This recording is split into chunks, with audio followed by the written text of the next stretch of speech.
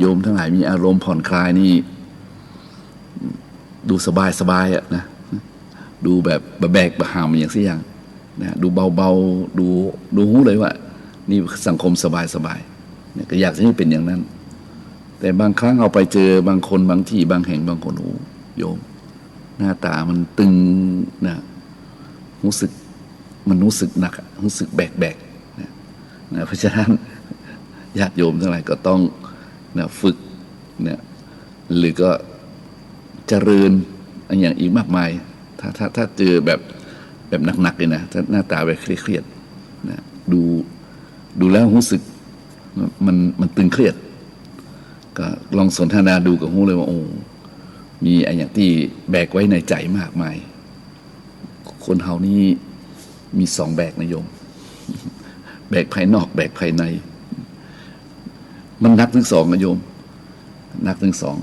เพราะฉะนั้นก็คือวางไงพ่องคือวางลงบ้างวางลงบ้างแล้วมันจะเบาบางท่านก็บอกวางมาได้ด้วยนะท่านใช่บางสิ่งบางอย่างก็วางมาได้อาตมายอมรับวางแล้วพังเลยก็มีใช่แต่บางครั้งนะเราก็ต้องคิดว่าถ้าบอกวางพ่องบอกหัดปล่อยพ่องบอกหัดวางพ่องมันก็แบกอยู่อย่างนั้นมันก็หนักนะมันก็บอกเป็นสุขนะมันก็เป็นทุกข์นะมันอู้ยากญาติโยมแหละแล้วมันแล้วแต่บริบทของแต่ละคนมันก็แบบนี้แต่ทั้งนี้ทั้งนั้นก็อยากให้ญาติโยมมีความสุขนั่นเองความสุขของคนเรานั้นมีมากมายที่เราแสวงหาได้นะโยมนะแต่เมื่อได้ความสุขแล้วจะไปติดสุขนะจะไปยึดสุขว่ามันเป็นสิ่งที่แท้จริงนะเพราะว่าความสุขที่แท้จริงนั้นญาติโยมหลายมันเท่าถึงความสุขที่แท้จริงมันหน่อมีในโลกนี้นอกจากพระนิพพานเพราะว่ามีสุขก็มีทุกข์นะนั่นก็โยมมันเป็นอนิจจังไงมันเป็นอนิจจังมันว่าเที่ยงแท้แน่นอนดังนั้นเราควรจะอยู่อย่างผู้มีปัญญานี่โยมวันนี้ก็ได้นำพุทธภาษิตมาบอกให้ญาติโยมตอนต้นๆว่าปัญญาเป็นแสงสว่างในโลกนะเป็นปัญญานั้นเป็นรัตนะของนรชนการได้ปัญญาทำให้เกิดความสุขนะเพราะฉะนั้นสุขยิ่งกว่ามีปัญญาเป็นแหล่งคิดนะปัญญานี่จะรู้เท่าทันนะญาติโยมนะนอกจากอย่างอื่นแล้วนะปัญญานี่นะตัวปัญญานี่นอกจากจะรู้อย่างนี้ยังรู้เท่าทันไงรู้เท่าทันก็คือว่าเมื่อมีความสุขนี่ก็มาหลงในสุขมายึดติดสุขมายินดีจนลำพองบางคนนี่ลำพองบางครั้งบางคนก็ลำพองอย่างมียกตัวอย่างอย่างเช่นเพิ่นบอกว่ามีไก่อูกับไก่แจ้นะโยมเนาะไก่อูกับไก่แจ้นี่ปกติก็อยู่ด้วยกันนะแบ่งแดนกันแบ่งที่หากินกันอยู่ด้วยกันมาแล้ววันหนึ่งเกิดพิษใจกันขึ้นมาไก่อูตัวใหญ่โยมรู้จักไก่อูตัวใหญ่ๆไก่อูทีนี้โอ้โหมันเนื้อตัวมันนักตัวใหญ่นะไก่อูนี่มันค่อยดุร้ายตัวอะไรแต่ไก่แจ้นี่มันเลื่อยมันแหลมคมโยมมันตัวน้อยปราดเปรียวว่องไวปกติไก่อูไก่แจ้ก็อยู่ด้วยกันมามื้อแต่วันหนึ่งเนี่ยไก่อูกับไก่แจ้นี่มันเนาะมันก็เหมือนลิ้นกับฟันปกติอยู่ด้วยกันเขตแดนไผ่มีก็กินกันไปแต่วันหนึ่งมันเกิดล้ำแดนกันอย่างไรกับหมู่เจ้าไก่อูกับไก่แจ้นี่เกิดพิษใจกันอยู่ว่าชกต่อยกันนะแต่ไก่นี่เพิ่นบอกว่าชกต่อยนะไก่ว่าตีกันไก่ว่าโจรกันเจ้าไก่อูกับไก่แจ้ก็โจรกันโหโยมว่าโจรกันนี่ชื่อว่าบักเกยมีอันอย่างที่จะมาหั่นความดุร้ายป่าเถื่อนที่ไก่อูไก่แจ้นี่โจรกันนะมันโจรกันจนโหนะแบบเอาเป็นเอาตายนี่เป็นว่าไก่อูไก่แจ้โจรกันอย่างเมินอย่างยาวนานเอาเป็นเอาตายแบบมันนึกถึงเพื่อนมันนึกถึงพี่น้องพ้องพี่สิอย่างมาอย่างสิอย่างไก่แจ้ก็ลืมตายเหมือนว่าตัวน้อยไก่อูกับตัวใหญ่ก็แต่มันบอกคล่องมันพิษกันมันเป็นว่าไอ้ ลักษณะของสรีระนี่มันผิดกันนะด้วยความปราดเปรียวของไก่แจ้โยมมันก็เป็นเพราะว่าไก่แจ้นี่มันว่องไวเนาะปราดเปรียวมันก็ดักตีผลที่สุดไก่อูก็ทนเจ็บมาได้ไงทนเจ็บได้มันสู้กันอย่างยาวนานหนีล่น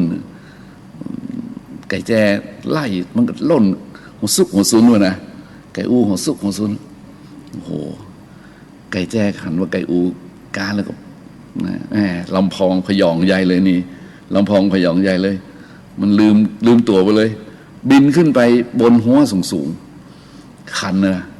ขันประกาศกล้องถึงชัยชนะนะโยมอ่ะไก่แจ้นะขันแล้วขันเล่าโกงคอขันเสียงเจ้ยเจ้าเอกอย่างว่าชนะแล้วข้าใหญ่มากมายนะขนาดนั้นเองโยมขนาดนั้นเองนะเจ้าเหยี่ยวป่าทลาลม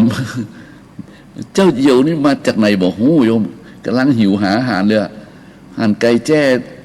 ขันเอกก็บินมาด้วยความเร็วดิ่งมาเลยแลนดิ่งนะฟ้าบโถโยมเหยี่ยวคว้าเหยื่อยังแม่นยำฉับไว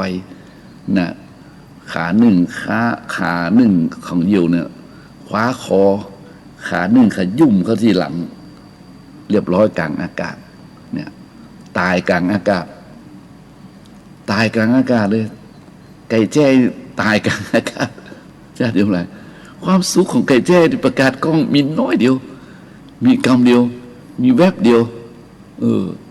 แล้วก็ตายเลยเนี่ยยังลำพองอยู่นะส่วนไก่อูหัวซุกหัวซุนหนีไปตั้งแต่นั้นมาไก่อูก็ไม่มีใครมาทำร้ายไก่อูก็อยู่ได้สบายนิทานเรื่องนี้สอนหรือว่านี่นะแล้วแต่จะคิด นายญาติโยมไหนนิทานเรื่องนี้สอนให้รู้ว่าแล้วแต่คุณจะคิดเนี่ยก็ได้เรื่องไก่แจ้ไก่อูนี่เป็นนิทานมายาวนานนะโยมมันเป็นนิทานอิศปที่เราไปลองก็โดนสอนมาเนาะก็เล่าญาติโยมฟังไก่แจ้ชนะกับกำเดียวเนี่ยนะโยมเพราะฉะนั้นบางคนมันได้มันได้ชัยชนะแล้วมันหลงละเลงไงปัญญารู้เท่ารู้ทันบ่มีมันเกิดความคึกขนองเกิดความลำพองยะโสขึ้นมาอ่ะมันไก่แจ้นะโยมนะทีนี้มันในโลกนี้มันเหมือนจะว่ามีสัตว์สองชนิดมีหรือประเภทไก่อูไก่แจ้อย่างเดียวนะโยมมันมีอย่างอื่นด้วยอย่างเนาะในโลกนี้มันมีมากมายเพราะฉะนั้นท่านบอกว่าผู้มีปัญญารู้เท่ารู้ทันรู้กันรู้แก้นะรู้แพ้รู้ชนะรู้ละรู้วางเนี่ยโยมความจริงมันมีแถมรู้นะรู้ละรู้วางรู้แบ่งรู้ปันรู้ให้อภัยเนี่ยผู้มีปัญญาเพราะผู้มีปัญญานั้นเนี่ยมันหาความสุขได้อะหาความสุขได้ง่ายๆญาติโยมนะคนที่มีความสุขนั้นหา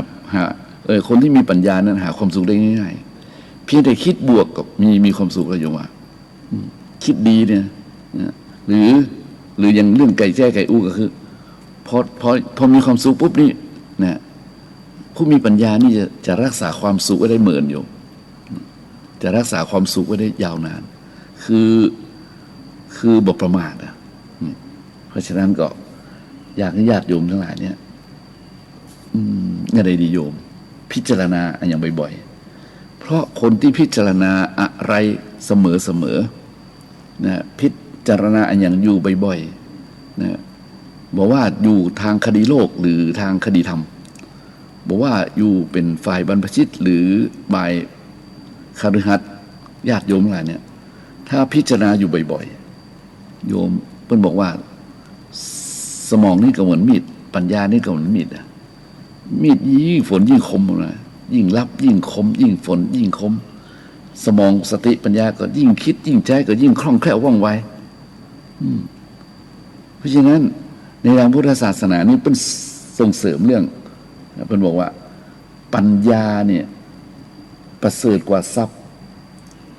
นะเพราะว่าบุคคลทั้งหลายถ้ามีปัญญาแล้วนะสามารถตั้งตัวด้วยปัญญาได้สามารถตั้งตัวด้วยปัญญาได้แต่ปัญญาในที่นี้คือปัญญาในทางบวกนะโยมเนี่ย เพราะว่าปัญญาในทางบวกปัญญาทางลบก็มีบางคนปัญญาทางลบเป็นปัญญาใดก็พวกโจรกรรมไงโยมโจรกรรมโยมเคยได้ยินคำโจรกรรมเนาะโจรกรรมเอามาแยกทราบดูอะกรรมคือการกระทำของโจรเนี่ยอย่างโจรกรรมเนี่ยเป็นการกระทำของโจรของขโมยอยู่อะอย่าคิดว่าโจรบ่มีปัญญานะโจรขโมยนี่เขามีปัญญานะท่าน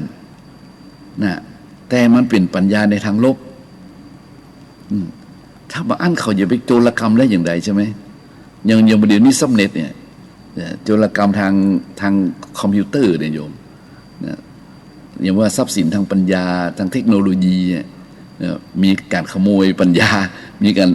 เพิ่นบอกว่าขโมยเนี่ยเพิ่นว่าก๊อปปี้นะลอกออกไปทางดุนแล้วไปปรับแต่งเป็นของตัวเองก็มีเนี่ยคือเนี่ยคือปัญญาทางลบคือโจรกรรมเนี่ยนะการกระทำของโจรอย่าคิดว่าโจรไม่มีปัญญาโจรมันวางแผนนะโยมนะเขาจะทำอะไรเขาไม่วางแผนเนี่ยพอเขายังดูเลิกนะดูเลิกผ่านาทีเขายังดูมีตำราด้วยนะมีครูบาอาจารย์นะญาติโยมอะไรมันไม่ใช่ธรรมดานะแต่มันใช้ทางผิดเท่านั้นเองเพราะฉะนั้นผู้ใดก็ตามอยากมีความสุขก็ต้องฝึกให้เกิดปัญญาโดยพิจารณาอยู่บ่อยๆในสิ่งใดสิ่งหนึ่งหรือวิชาที่โยมมีอยู่ทำไปจนให้มันเชี่ยวชาญนะแล้วก็พยายามฝึกพยายามคิดพยายามพิจารณานะถึงหรือว่าถึงจุดดีจุดเด่นจุดด้อยจุดดีจุดเด่นจุดด้อยนะอันใดที่เป็นจุดดีอันใดที่เป็นจุดเด่นก็ลองรักษาไว้นะและอันใดเป็นจุดด้อยก็คือตัดออกไปเท่านี้บางทีชีวิตของเรามีความสุขง่ายๆนะท่านบางคนมันคิดลืมไปเนาะเป็นว่าเรามานั่งสำรวจดูแล้วจริงเนาะทุกวันเราทุกเรื่องอะไรทำไมเราบ่มีความสุขโยมบางคนก็หาทางออกจากตัวเก่าได้บางคนก็หาทางออกจากตัวเก่าบ่เจอเมื่อคนหาทางออกจากตัวเก่าบ่เจอแสวงหาความสุขไงแสวงหาความสุขนอกตัวนะแสวงหาความสุขที่เรียกว่ามันเป็นความสุขทางเนื้อหนังก็ได้นะหรือความสุขด้วยการเสาะแสวงหายังไม่มีที่สิ้นสุดอันนี้จะมาได้ข้อคิดตรงนี้จากไปดูหนังเรื่องเจ้าแม่กวนอิมเนี่ยเจ้าแม่กวนอิมนิยมรู้จักดีแล้วพระโพธิสัตว์เจ้าแม่กวนอิมนี่เพิ่นโปรดสัตว์ในนรกทีนี้คำสอนเพิ่นก็มีมากมายแต่มีบทหนึ่งที่อาตมารู้สึกว่าฟังแล้วเข้าใจเพิ่นบอกว่าอย่าไปแสวงหาเจดีย์นอกตนเลยนะอย่าไปแสวงหาเจดีย์นอกตัวเลยนะแท้ที่จริงเราควรจะรักษาดูแลเจดีย์ภายในของเราไว้ประมาณนี้จำไม่ได้ทั้งหมดนะเพราะว่าแท้ที่จริงแล้วเจดีย์ภายในนี่สำคัญแต่ว่านั่งคิดเจดีย์ภายในคืออะไรต้องรักษาไว้ทำไมต้องรักษาเจดีย์ภายในไว้เจดีย์ภายในคือจิตคือใจนั่นเองนายโยมยังผู้มีปัญญาหาทรัพย์ได้หาความสุขได้นะในตัวเขานี่เองเนี่ยเพราะฉะนั้นบางครั้งบางคราวเขาอาจจะลืมตัวลืมตนเขาอาจจะเป็นคนที่เสาะแสวงหาอย่างไรที่มันเป็นความสุขนอกเรียกว่านอกตัวนอกตน นอกแห่งดีโยมว่าความจริงแล้วความสุขภายในเกิดทำได้เนี่ยดังนั้นอยากให้ญาติโยมมีความสุขเนี่ยเป็นว่าสุขอันหนึ่งก็คือเกิดจากปัญญาพิจารณาเนี่ยนะเพราะว่าปัญญานี้นะผู้ใดฝึกดีแล้วนะนำสุขมาให้นะเพราะว่าปัญญานี้เกิดจากความพิจารณาตัวเนี่ยอย่างที่อาตมาเคยใช้คำของพระพุทธเจ้าว่าโยนิโสมนสิการพิจารณาบ่อยๆนะพิจารณาเรื่อยๆพิจารณาไปว่าอย่างน้อยเราเป็นคนเราเป็นใครเราเกิดมาทำไมเราควรจะอยู่อย่างไร แล้วเราจะไปไหนนะคิดแค่นี้โยมนั่งคิดนั่งพิจารณานั่งวิเคราะห์ตัวเก่านะเราเป็นใครเกิดมาทำไมนะควรจะเป็นอยู่อย่างไรและตายไปเราจะได้อะไรไปนึกเอาโยมลองพิจารณาแบบนี้นี่มีความสุขนะเราเกิดมายากหรือง่ายเราก็ต้องหาตีมาที่ไปแล้วไม่ก็โยมฉะนั้นบางคนมันลืมคิดขั้นพื้นฐานนะก็เลยหาเรียกว่าหาความสุขภายนอกอย่างเดียวนะหาความสุขภายนอกบันแล้วเหลียวจะดีภายในคือบันนั่งฝึกจิตบันนั่งฝึกใจนะปล่อยตัวปล่อยใจไปบางทีก็เป็นโรคซึมเศร้านะโยมเป็นโรคซึมเศร้าเป็นคนคิดเรียกว่าคิดแล้วมันมีชีวิตนี้มันมีค่ามันมีความหมายอ่ะบางคนมันมีความหมายนี่ได้ตายซะดีกว่าอย่างบางคนในญาติโยมเราเห็นเป็นลงข่าวกันเพราะฉะนั้นเราคิดว่าชีวิตของเรานี่มีค่ามีความหมายกว่าเราจะเกิดมาทั้งทีมันไม่ใช่ของง่ายนะเมื่อเราได้เกิดมาเป็นมนุษย์โอ้โหสุดประเสริฐที่สุดนะทำไมถึงว่าเกิดเป็นมนุษย์สุดประเสริฐที่สุดเรามีปัญญาเนี่ยเราคิดดูสุดประเสริฐได้แต่มนุษย์นี่มันพัฒนาได้นะครับมนุษย์โสนี่พัฒนาได้นะโยมนะมนุษย์โสมันประเภทที่หนึ่งมันประเภทที่สองมนุษย์เทโวพัฒนาได้นะโยมมนุษย์โสอันว่าเป็นมนุษย์มีศีลมีธรรมมนุษย์เทโวเป็นผู้มีความละอายเขาเกิดมาเป็นมนุษย์แบบนี้เอาพัฒนาได้นะพัฒนาได้เขาดีใจนะโยม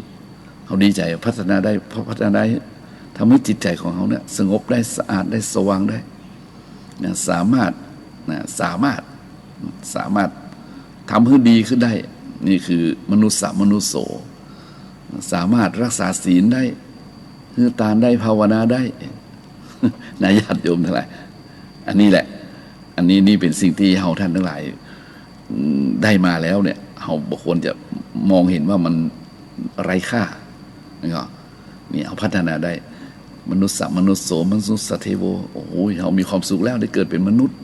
นะถ้าเราเป็นมนุษย์อย่างที่พัฒนาไปได้มนุษย์อย่างมนุษย์สเปโตเนี่ยมนุษย์ติรชาโนโยมมนุษย์ขณะเป็นมนุษย์นะในร่างกายของมนุษย์นะแต่จิตใจเป็นเดรัจฉานเนี่ยในร่างกายของมนุษย์แต่จิตใจเป็นเปรตโยมนะติรชาโน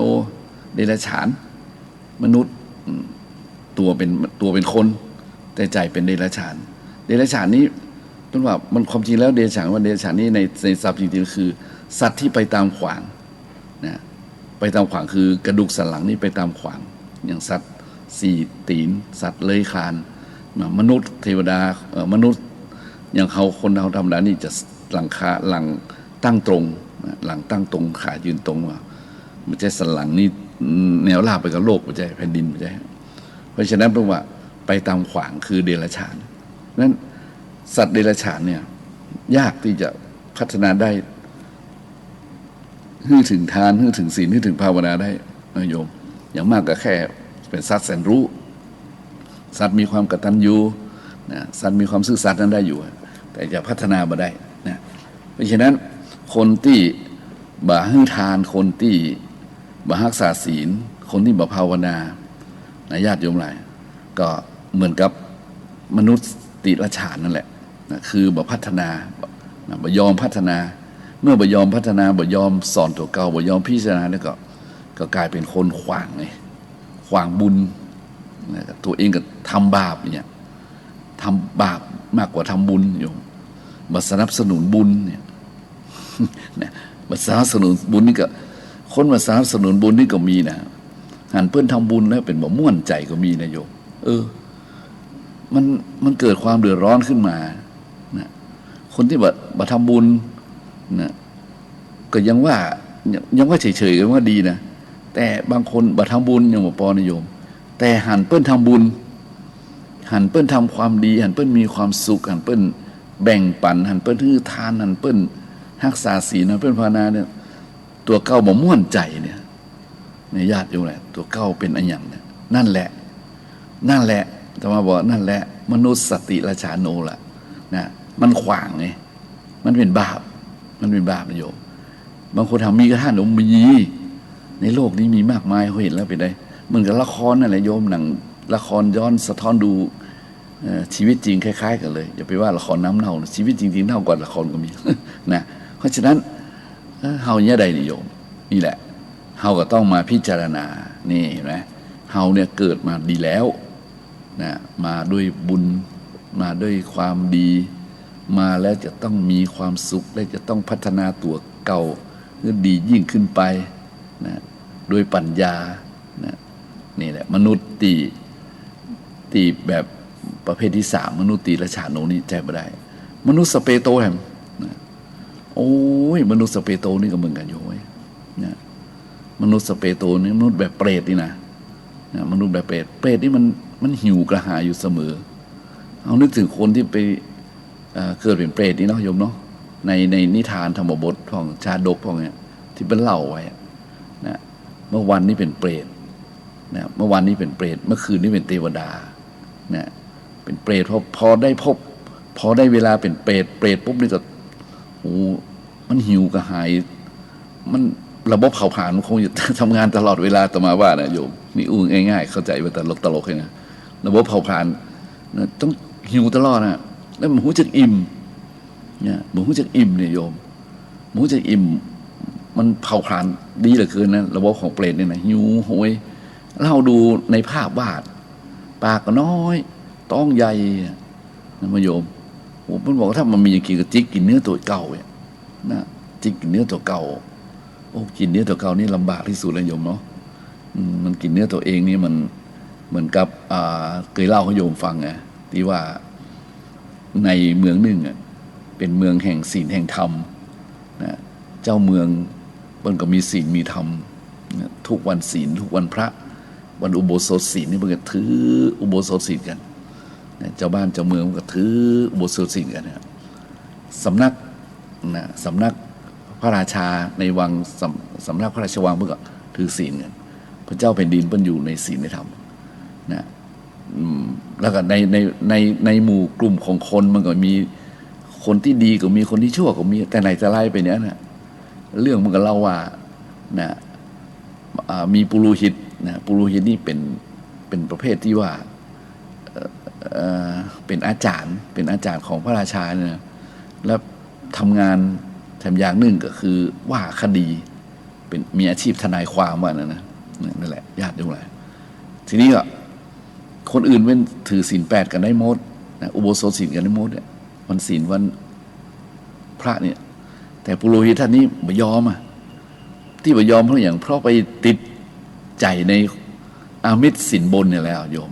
เนี่ยเพราะไปว่าความไปโน่นนี่เนี่ยมันก็ต้องอาศัยเทคนิคเนาะต้องมีสินบาทค่าสินบนอย่างว่าแหละมันเป็นมายาวนานอย่างนั้นเนี่ยทีนี้มีอยู่วันหนึ่งนะในท้องพระโรงพระราชาเจ้าเป็นกับประชุมกันวันนั้นเป็นวันอุโบสถศีลหลังจากเลิกประชุมกันแล้วเพิ่งถามอาจารย์วันนี้อาจารย์สมทานอุโบสถศีลละกาย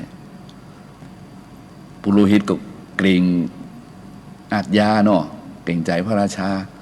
นะเลยอู้จุไปไงอ๋ออันสมาทานแล้วครับฝ่าพระบาทสมาทานแล้วเลือกต่างคนกับต่างแยกย้ายกันไปก่อนจะออกจากวังประตูวังไปมีอมาตย์ตัวหนุ่มคนหนึ่งเข้ามาคนหนุ่มคนนึงอาจารย์มหาอาจารย์สมาทานเหรออุโบสถศีลกับเพื่อนไม่ใช่มหาอาจารย์สมาทานเหรอเฮ้ยไปเดือดเดี๋ยวจะไปสมาทานที่บ้านสักกึ่งคืนสักคืนสมาทานคืนนี้ก็ได้กันเนี่ยญาติโยมหลายอาจารย์ปุโรหิตคนนี้ก็ไปสมาทานอุโบสถศีลนะกับแม่หญิงคนหนึ่งซึ่งเป็นลูกค้ากันนะในคืนนั้นอาจารย์ปุโรหิตนี่ก็เอามะม่วงไปคั้นน้ำคือแม่หญิงคนที่มาพักค้างคืนที่บ้านนะแล้วก็เอาน้ำมะม่วงคั้นให้กินแล้วก็สมาทานอุโบสถศีลเป็นว่าพอปุโรหิตนี่ก็ทำงานมันหนักเมื่อคืนนั้นก็เลยถึงแก่กรรมไปตายไปแต่ด้วยอานิสงส์ของอุโบสถศีลมันมีอยู่ว่าตายแล้วก็หายแซดไปปูนนะจนวันเวลาผ่านไป พระราชาเจ้าเมืองที่ว่าเนี่ยเบื่อหน่ายนะเบื่อหน่ายกับทรัพย์สมบัติสิ่งของเห็นอนิจจังอ่ะคนแต่ก่อนเพิ่นเห็นอนิจจังเกิดขึ้นความเปลี่ยนแปลงเกิดขึ้นเพิ่นเบื่อเพิ่นออกบวชเลยโยมนะไปสละราชบัลลังก์นะออกไปอยู่ป่าไปพักอยู่ริมน้ำวันหนึ่งหันมะม่วงแก่นหนึ่งโอ้แก่นใหญ่ขนาดนะมะม่วงนี่แก่นใหญ่ลอยมาก็ดีใจเอามาชิมดูโหลำติดใจในรถมะม่วงนั้นนั่งเฝ้ามะม่วงอยู่นั่งเฝ้าน้ำไม่ได้เฝ้ามะม่วงนั่งอยู่พอไม่น้ำมาได้มะม่วงจะไหลมาแถมเนี่ยหลังจากกินมะม่วงแล้วก็ติดใจไงเสวยมะม่วงแล้วพระฤาษีพระราชานี่ก็ติดใจดีใจก็นั่งรอน้ำก็ไหลไปคิดว่ามะม่วงอีกต้องลอยมานะมันแก่นนี้ยังมีแก่นหน้าต้องวันหน้าต้องมีลอยไหมเนี่ยนั่งอยู่เป็นวันนั่งเลยไป6-7 วันวันนั้นเพิ่งบอกว่ามีนางเทพธิดาอยู่แถวนั้นนะก็มาบอกคือพระฤาษีด้วยความสงสารท่านมันนั่งรออีกไปได้กินวันนั้นอ้าวนี่ยังไงอ่ะไปหาเก้าหาเง่าเมืองไก่ปากันเข้าป่าไงนางเทพธิดาก็ปาไปโอ้เข้าไปในป่าลึกเป็นวันเดินด้วยเนาะด้วยเทวฤทธิ์ของนางเทพธิดาเนี่ยไปนะปูนญาติโยมหลายไปเจอต้นมะม่วงในโถไปเจอต้นมะม่วงเป็นเมื่อวันเมื่อนางเทพธิดาคนนี้ไปส่งหายแซบไปเนี่ยพวกนั้นนะพระราชาก็ไปหันต้นมะม่วงจะเข้าไปโอ้โหไปหันเปรตอ่ะหันเปรตตัวหนึ่งตัวสูงกำลังเคี้ยวกลืนเลือดเนื้อของตัวเกาอยู่ควักตับควักไตควักไส้พุงตัวเกากลืนเข้าไปเล็บมือยาวสว่างนะปากน้อยเดียวต้องกินด้วยความหิวโหยและก็โหยหวนสยดสยองมากนะโยมแต่กินเข้าด้วยความหิวโหยแล้วก็โหยหวนคร่ำครวญด้วยต้องทรมานเนี่ยทรมานขนาดแล้วก็กินเข้าไปก็กินเนื้อของตัวเก่านั่นแหละโหหิวโหยแล้วก็โหยหวนนะน่ากลัวมากเป็นอยู่นั่นน่ะกินอยู่นั่นโหจนตะวันรับดอยไปพระฤาษีราชาเนี่ยหันแวบกับตาเนี่ยโอ้กลายเป็นเทวดาอันอย่างนี้งงเมื่อวานเป็นเปรตนะจิกกินเลือดเนื้อตัวเก่านะมีมือเล็บอย่างกับเสียมกับจอบนะหวยหวนหิวหวยกินเข้าไปอย่างอั้นเมื่อวานได้เป็นเทวดาสงสัยก็เลยไปถามดูไปถามท่านเป็นอย่างใดเรื่องเป็นอย่างใดเนี่ย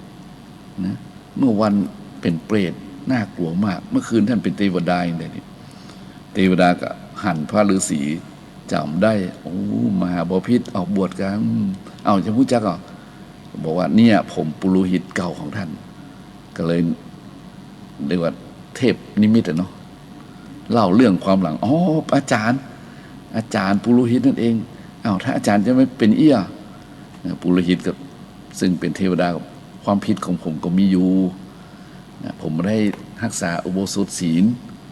นะผมมัวแต่กินสินบาตค่าสินบนทำหน้าที่ทนายความตัวเองนะแล้วก็อยู่อย่างนั้นกับพระราชามาเมินก็ทำมันอย่างไรเรื่องที่มันบ่ดี แต่มีครั้งหนึ่งก็ได้สมาทานอุโบสถศีลเกินคืนนะสักคืนเดียวแล้วก็มันก็ตายด้วยอานิสงส์ของศีลส่งมาเกิดที่นี่เป็นเทวดาเมื่อคืนเมื่อวันต้องไปเป็นเปรตนะเรื่องง่ายๆโยมเราย่อๆโยมฟังเนี่ยพระราชาสลดใจเลยโยมเนี่ยคือเปรตเนี่ยแหละมนุษย์สเปโตเนี่ยญาติโยมไหนมันเป็นสิ่งที่บางคนบางท่านคิดว่ามันบ่มีแล้วไงมันบ่มีเลยก็เลยหลงนะเพลิดเพลินหมูจากอิ่มหมูจากเบื่อหมูจากปอหมูจากก่ายหมูจากนายนะหมูจากพิจารณาเนี่ยนะบางคนนี่ญาติโยมไหนมีนักนะสมบัติมากมายนะสดายเนี่ยตายไปยังหมดเลยทรัพย์สมบัติเมื่อโยมเงินทองทรัพย์สมบัติสิ่งของทั้งหลายเนี่ยตัวเองตายไว้ยังใจหมดเลยโยมหูที่เขาเห็นเป็นออกข่าวเนี่ยโยมเขาน่าเสียดายเนาะตายยังใจหมดอย่างโยม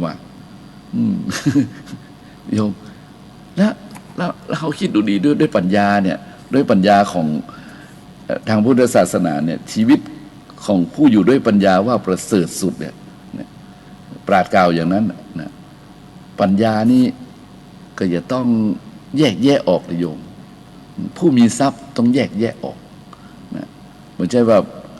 ถ้าผู้มีปัญญาผู้มีทรัพย์แล้วไม่มีปัญญาก็แยกแยะออกกันเลยก็ต้องเรียกว่าวนเวียนอยู่ในความ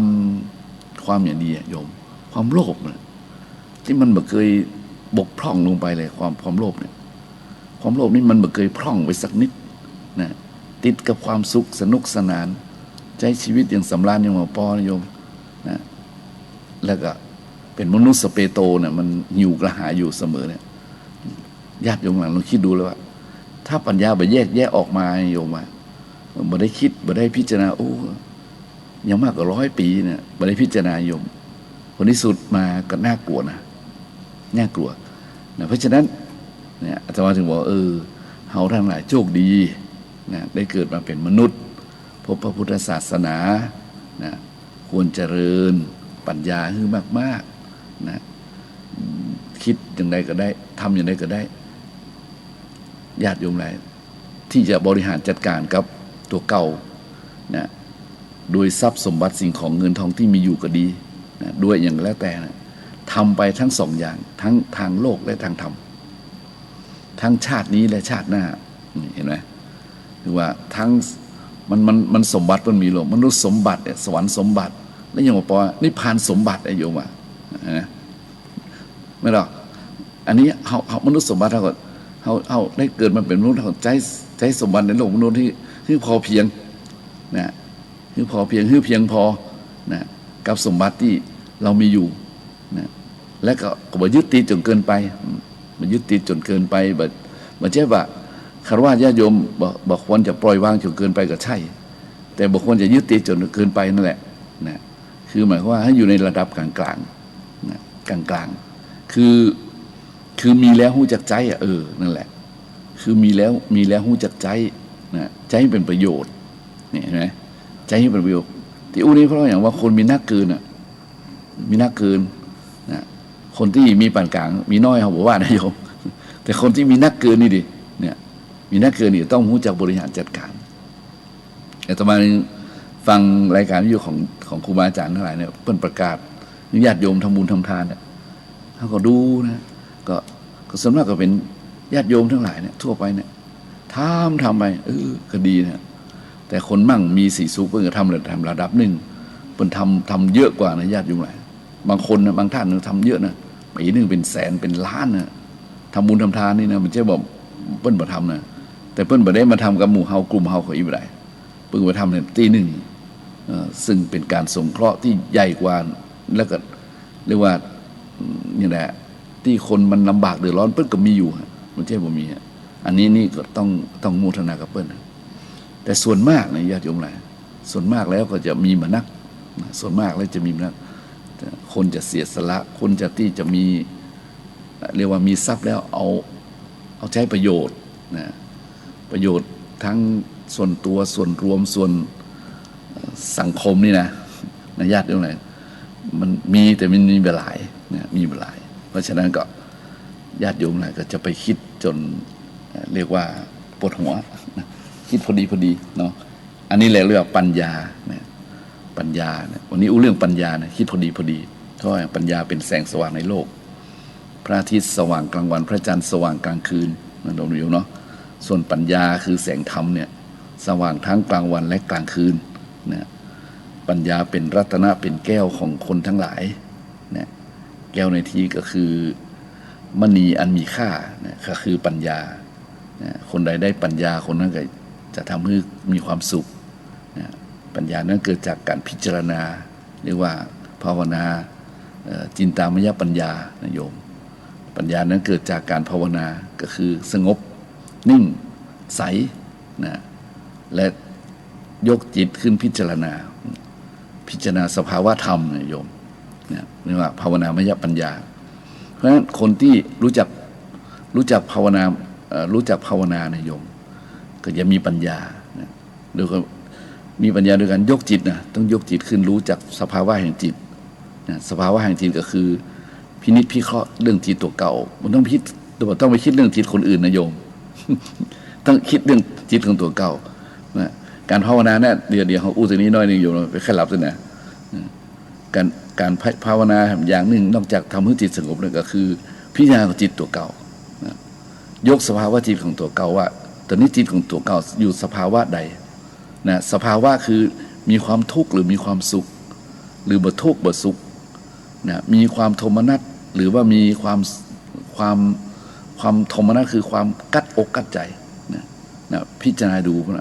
ดูสภาวะจิตของตัวเก่านะถ้ารู้แล้วว่าสภาวะจิตอยู่ในสภาวะอย่างนี้จิตอยู่ในสภาวะนี้แล้วก็มานั่งตรองดูนะอันนี้มันเกิดสภาวะนี้ขึ้นมาเนี่ยพิจารณาต่อนะพิจารณาต่อไปว่ามันเกิดแล้วมันดับไปนะสภาวะนี้มันเกิดแล้วก็ดับนะเพราะฉะนั้นเราจะมีความสุขกับการพิจารณาจิตนะโยมมันเกิดดับเกิดดับเกิดดับนี่ว่าเนี่ยสภาวะจิตมันเกิดดับอ๋ออันเดียวกันเลยสุขเกิดดับทุกข์ก็เกิดดับนะเฮาว่าตั้งอยู่ล่ะเกิดดับถ้าเฮาใจปัญญาของเฮาพิจารณาอีกแล้วเฮานะ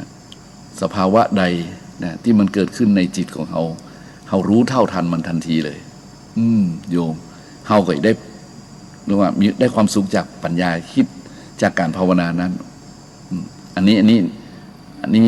ญาติโยมอย่าต้องทำการต่อไปคนเดียวนะอาตมาเพียงแต่บอกให้โยมว่าเนี่ยว่าถ้ามีคนถามว่าเขาอยากจะมีความสุขจากการภาวนาได้ไหมได้อย่างใดก็ได้ด้วยการพิจารณาเนี่ยนะพิจารณาแล้วรู้จักนะมันเกิดดับแล้วยังมาปอนะโยมจะได้ปล่อยวางได้นะปล่อยวางได้เนี่ยเพราะฉะนั้นปัญญานี่ทำให้เกิดความสุขนะอาตมาเชื่อมั่นคำสั่งสอนพระเจ้านี่อาตมาเชื่อมั่นนะโยมอย่าโทรมาคุยอาตมากันเลยเนอะ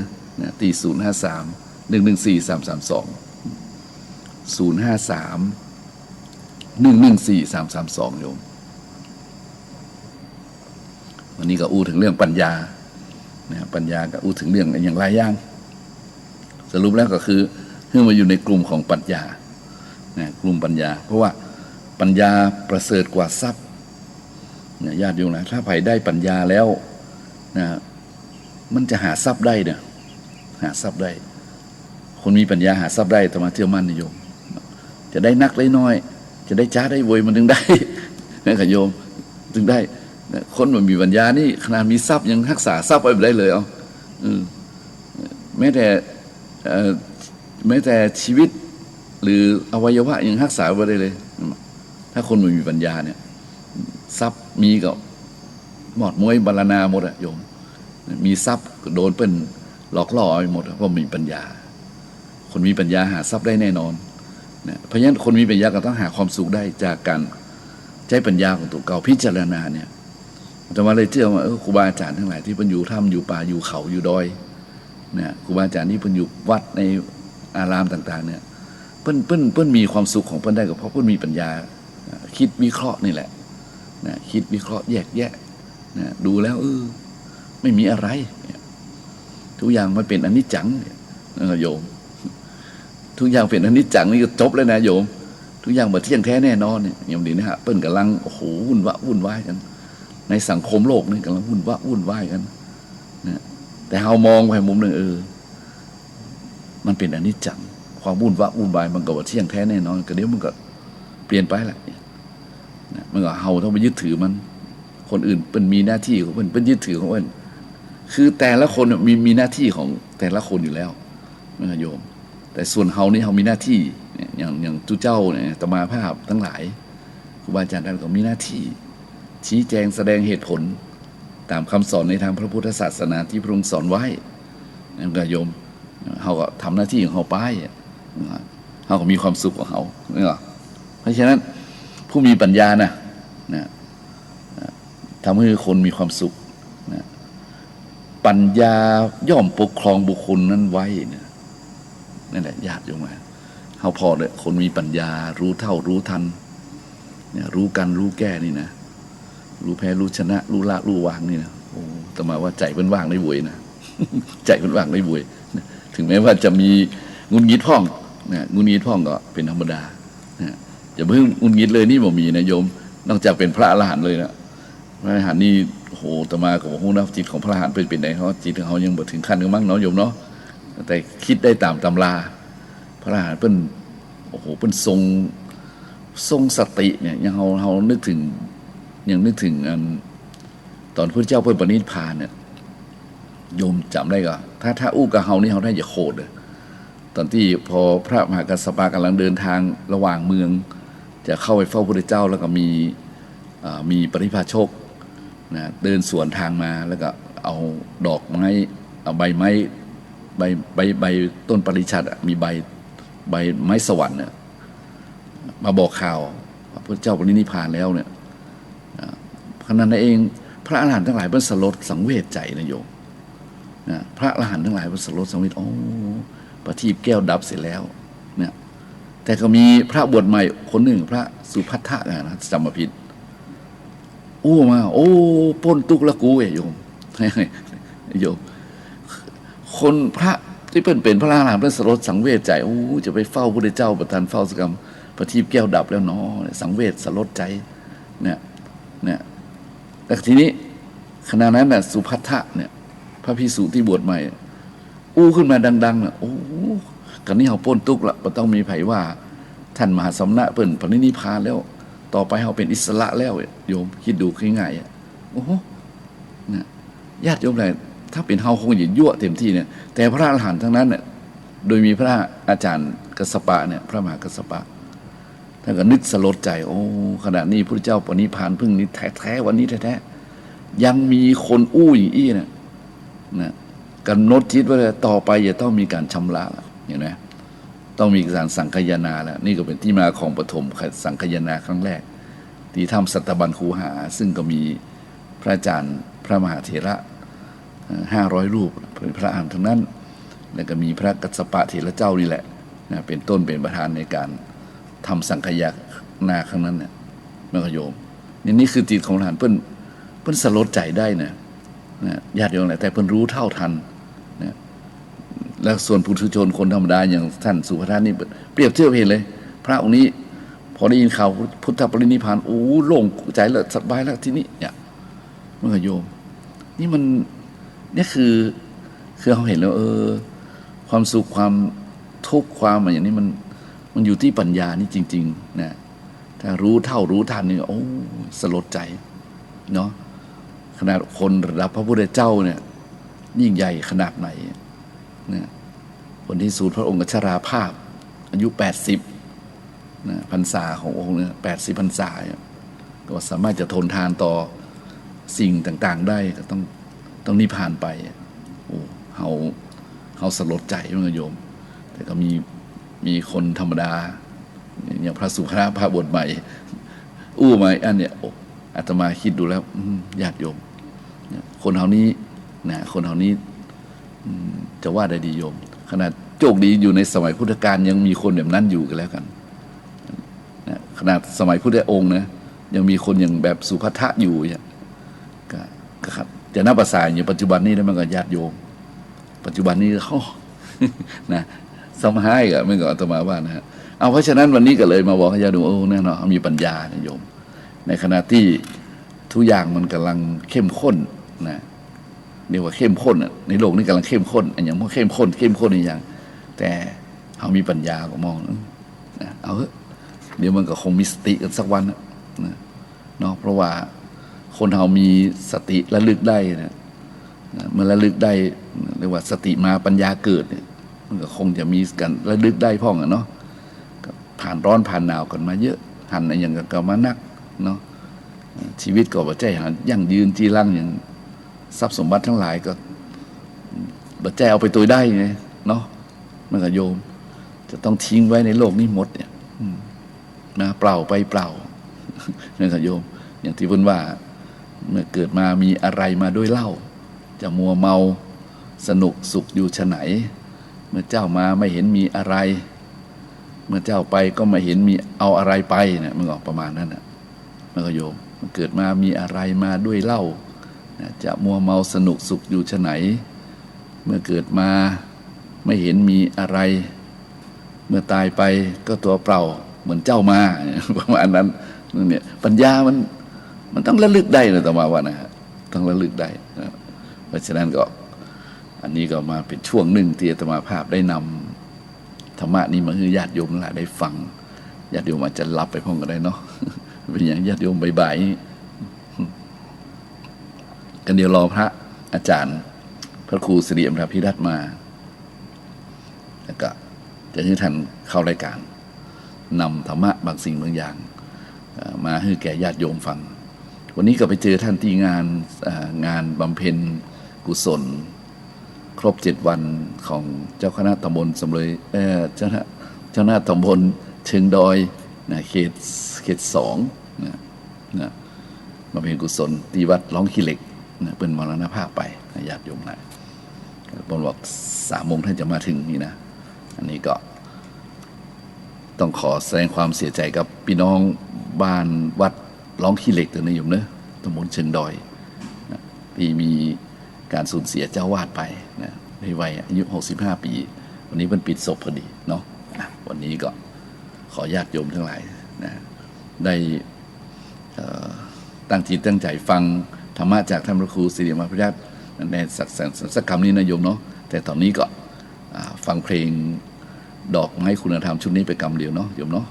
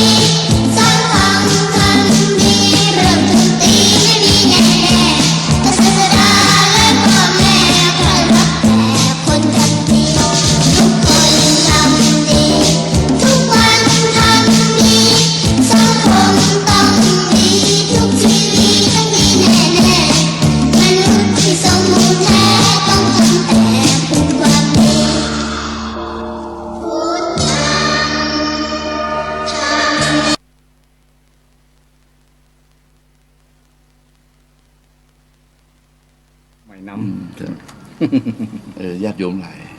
วันนี้ ท่านทั้งหลายก็ยังอยู่ในรายการธรรมะเพื่อสืบสานและเพิ่มแรงบันดาลใจวัดชัยสถาน ซึ่งเป็นชั่วโมงที่1ผ่านไปแล้วนะส่วนชั่วโมงที่2นี้ก็เป็นของท่านอาจารย์ท่านพระครูสิริอมราภิรัตน์เจ้าวาดวัดอมรารามสันอุ้มตอนนี้ท่านก็มาถึงแล้วก็ขอเจริญพรญาติโยมทั้งหลายได้ฟังธรรมม่วนๆทำสาระดีๆจากท่านพระครูมหาจำลองหรือท่านพระครูสิริอมราภิรัตน์เจ้าวาดวัดอมรารามสันอุ้มได้ถ้าญาติโยมอย่าโทรมาถามเบอร์ไทยเนอะ053-114-332มาสนทนาธรรมกันเลยครับตอนนี้ท่านพระครูพร้อมในนิมนต์เลยนะครับครับผมครับกราบขอบคุณครับขอถวายความนอบน้อมแด่พระรัตนตรัยคือพระพุทธพระธรรมพระสงฆ์คุณพระพุทธที่สูงล้ำคุณพระธรรมที่สูงส่งคุณพระสงฆ์ที่สูงเลิศอันก่อเกิดเป็นพระรัตนตรัยขอถวายความเคารพพระเถรานุเถระมีหลวงพ่อเจ้าคณะจังหวัดเป็นต้นเป็นประธานก็เจริญพรศรัทธาญาติโยมนักศีลนักบุญที่รับฟังรายการธรรมะเพื่อสืบสานและเพิ่มแรงบันดาลใจวัดชัยสถานในวันนี้วันพุธที่5ของเดือนมิถุนายนเป็นการเริ่มต้นของเดือนซึ่งต่าง อาตมาภาพพระครูวิ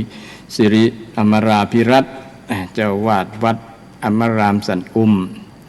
ก็ได้มาจัดรายการสดๆแห่งวันหนึ่งที่ได้มาพบปะกับศรัทธาญาติโยมที่เป็นแฟนพันธุ์แท้ตั้งจิตตั้งใจฟังรายการธรรมะสืบเนื่องมาโดยตลอดซึ่งก่อนหน้านี้ชั่วโมงก่อนนี้ก็มีท่านพระอาจารย์พระครูประภัชชัยคุณซึ่งได้นำธรรมะสารธรรมคำสอนมาให้กับศรัทธาญาติโยมได้ฟังกันก่อนไปแล้วในช่วงต่อไปประมาณชั่วโมงก็เป็นช่วงเวลาที่อาตมาภาพจะได้นำสารธรรมคำสอนเป็นธรรมะมงคลมาฝากศรัทธาญาติโยมเหมือนเช่นเคยหลังจากเป็น การจัดรายการแบบกระท่อนกระแท่น เพราะว่าบทสืบหนึ่งบทสืบต่อกันอาจจะมีผิดพลาดทางเทคนิคเกี่ยวกับการกระแสไฟฟ้าหรือว่าทางสถานีพ่องก็เลยบ่มีการสืบต่อก็คงมาเป็นอย่างนะญาติโยมมันเป็นอนิจจังว่านะทุกอย่างมันเปลี่ยนแปลงได้ ก็วันนี้ก็ได้มีโอกาสมาพบปะกับศรัทธาญาติโยมก็จะได้นำเอาธรรมะมามาจากับศรัทธาญาติโยมเช่นเคยหลังจากก่อนหน้านี้หลายพุทธก็ได้นำเรื่องของเกี่ยวกับมงคลชีวิตมากับศรัทธาญาติโยมให้ศรัทธาญาติโยมได้ฟังเกี่ยวกับมงคลชีวิตซึ่งถือว่ามงคลชีวิตนี่ก็จัดรายการยาวเป็นปีข้ามปีเลย ศรัทธาญาติโยมก็ได้ฟังพ่องฟังบอกฟังพ่องกันแล้วแต่ฝ่ายที่มีโอกาสเวลาจับจังหวะที่เปิดขึ้นวิทยุมาจับจังหวะพอดีหรือว่าติดตามจริงๆก็จะได้ฟังติดต่อกันจนจบตั้ง38มงคลมงคลชีวิตซึ่งเป็น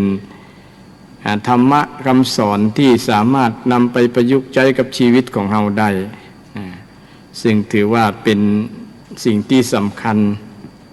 เป็นคำสอนที่สามารถพิสูจน์นำไปใช้ชีวิตได้จริงไปแก้ปัญหาต่างๆก็มีอยู่ในมงคล38ทั้งหมดญาติโยมวิธีปฏิบัติต่อที่เราในฐานะเป็นชาวพุทธก็ควรที่จะนำธรรมะคำสอนของพระสัมมาสัมพุทธเจ้าไปประยุกต์ใช้กับชีวิตประจำวัน เพื่อให้เกิดประโยชน์โสติผลซึ่งการนำธรรมะไปใช้ก็บ่ได้ ลงทุนลงแรงอย่างเพียงแต่เราน้อมรับนำเอาคำสอนของพระพุทธเจ้าบ่ได้เสี่ยงสตางค์สักบาทก็ได้ก็ถือว่าเป็นประโยชน์ที่พึงจะได้รับของพุทธศาสนิกชนที่นับถือพระพุทธศาสนาซึ่งก็เป็นโชคดีที่เราเกิดมาพบพระพุทธเจ้ามาปะคำสอนที่เป็นสิ่งที่ดีงามกับชีวิตเป็นสิ่งที่สามารถนำคำสอนเนี่ยไปใช้ได้จริงบ่ใจว่า บ่ใจว่าเป็นสิ่งที่ทำได้ยากทั้งนี้ก็อยู่ที่การที่เราเข้าใจธรรมะว่าจะนำธรรมะข้อใดไปใช้กับชีวิตในแต่ละช่วงเวลากาลเทศะมันเข้ากับชีวิตของเราในการดำเนินชีวิตนั้นคนที่มีความเข้าใจเป็นผู้ที่ฉลาดในการนำธรรมะไปใช้ก็จะถือว่าเป็นประโยชน์ที่พึงจะได้รับกับชีวิตของเราในฐานะที่เรานับถือพุทธศาสนาก็เป็นพุทธศาสนิกชนที่เราได้เปล่งคำว่าพุทธังสรณังคัจฉามิธัมมังสรณังคัจฉามิสังฆังสรณังคัจฉามิเนี่ยในความหมายจริงๆก็คือเป็นที่พึ่งพระรัตนตรัยนี้เป็นที่พึ่งของเราได้จริงพระพุทธพุทธังสรณังคัจฉามิพระพุทธเจ้าเป็นสรณะเป็นที่พึ่งของเราถึงพระพุทธเป็นที่พึ่งถึงพระธรรมธัมมังสรณังคัจฉามิสังฆังสรณังคัจฉามิถ้าเราเชื่อโดยสนิทใจว่า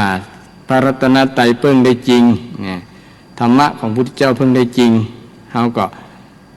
จะมีความมั่นอกมั่นใจมั่นอกมั่นใจแล้วก็บ่ไปเชื่ออย่างอื่นเช่นบ่ไปเชื่อสิ่งที่เพราะว่าเรื่องงมงายเรื่องบนบานสารกล่าวอย่างต่างๆญาติโยมเช่นเวลาใกล้วันที่1ก็ดีที่16ก็ดีอย่างเงี้ยเอาไปเปิ้งเรื่องลาบเรื่องรอยลาบรอยเรื่องโจกเรื่องลาบอย่างต่างๆบางคนที่ต้นมีโจกก็แล้วไปแต่คนส่วนนัก100 คนจะมีสักคนก็ยากนะที่จะได้โจกเกี่ยวกับเรื่องลาบลอยเรื่องหวยหมู่นี้นะส่วนนักก็จะเป็นที่เปิ้งของคนโจรคนที่บ่มีตังค์ถึงว่าที่หวังมันจะเลื่อนลอยก็ตามแต่ก็ต้องหาที่เปิ้งแบบนั้นแต่ที่เปิ้งแบบนั้นมันมีอัตราเสี่ยงที่จะได้น้อยที่จะได้น้อยรัฐบาลเพิ่นก็บ่เสี่ยงให้คนมาซื้อแต่ใดครั้งหนึ่งเนี่ยเกือบ100 ล้านฉบับเกือบ100 ล้านฉบับล้านฉบับจะมีคนถูกสัก1 คนนี่เป็นต้นนะ100 ล้านฉบับ90 ล้านฉบับก็มีคนถูกสัก90 คนนี่เป็นต้นหรือจะถูกเป็นซื้อหลายๆก็อาจจะถูกอาจไปถึง90 คนก็ได้เพราะว่าบางคนก็เหมาอย่างเป็นต้นเนาะในเมืองไทยเนี่ยประมาณ70-80 ล้านรวมทั้งคนอื่นที่อยู่ในประเทศไทยด้วยเนาะซื้อหวยกันเกือบทั้งนั้นนะเพราะว่าไปเปิ้งว่าจะได้ถูกหวย แต่สรุปแล้วก็คือมีคนถูกบ่กี่คนในภายในจำนวน70 ล้านคนเนี่ยนะถูกบ่กี่คนถูก40-50 คนประมาณนั้นต่อครั้งต่องวดซึ่งถ้าคิดเป็นเปอร์เซ็นต์ที่จะถูกมันเสี่ยงนักหลายอันนี้เป็นศรัทธาญาติโยมได้พินิจคิดไปตัวว่า สิ่งที่เฮาไปเปิ้งนั่นนะมันจะ ได้ผลเหมือนกับเฮาเปิ้งทำก็จะจี้หันอย่างกรณีที่เฮาเปิ้งทำเนี่ยมันได้จริงญาติโยมเช่นเฮามีความทุกข์เนี่ยเฮามาเปิ้งธรรมะเพราะว่าธรรมะเป็นที่เปิ้งได้ธรรมังสรณังคัจฉามิทำคำสอนของพระเจ้าเนี่ยเปิ้งยามเฮาที่มีทุกข์เนี่ยญาติโยมเฮาก็นึกถึงคำสอนที่พระเจ้าได้สอนไว้เวลาเฮามีทุกข์เนี่ยมีทุกข์ใจทุกข์กายเฮาจะเนี่ยจะใดเนี่ยจะใดบ่ฮือเนี่ยจะใดฮือทุกข์ของเฮานั้นได้หลุดพ้นจากความทุกข์นั้นจากปัญหานั้นมันก็มีคำตอบในทางพุทธศาสนาหมดญาติโยมคำตอบทางพุทธศาสนาเพราะว่าศาสนาพุทธนั้นน่ะเป็นศาสนาของผู้รู้ผู้ตื่นผู้เบิกบานผู้รู้ผู้ตื่นผู้เบิกบานรู้ว่าอันนี้เป็นบุญอันนี้เป็นบาปรู้ว่าอันนี้เป็นประโยชน์ไม่ใช่ประโยชน์อันนี้เป็นโทษอันนี้ มีคุณเป็นลักษณะของผู้รู้ผู้ตื่นจากความลับไหลตื่นจากสิ่งที่ตัวเก่าเมาหลงไหลลับไหลอยู่มันเปล่งแจ้งสว่างอยู่ในจิตในใจเหมือนกับเขามีแสงสว่างแห่งปัญญาที่ท่านอาจารย์พระครูประภัสจยคุณได้กล่าวไว้ในเบื้องต้นว่าเราดำเนินชีวิตด้วยปัญญาการดำเนินชีวิตด้วยปัญญาก็คือเอาการเปิ้งธรรมเปิ้งธรรมะที่พระเจ้าได้สอนและการดำเนินชีวิตของเราเนี่ยจะต้องได้ใช้สติปัญญาในการดำเนินชีวิตถ้าดำเนินชีวิตด้วยอารมณ์ด้วยความหลงด้วยความที่เราบ่เข้าใจว่าเราจะดำเนินชีวิตจะใดคือเราบ่เอาหลักธรรมมาเป็นที่พึ่งจริงๆถ้าเราเอาหลักธรรมมาพึ่งจริงๆก็จะได้ผลเพราะว่าธรรมะของพระเจ้าเนี่ยสามารถพิสูจน์ได้ไงญาติโยมพิสูจน์ได้ว่าทำแล้วได้ผลจริงๆถ้าบ่จริงก็ลอง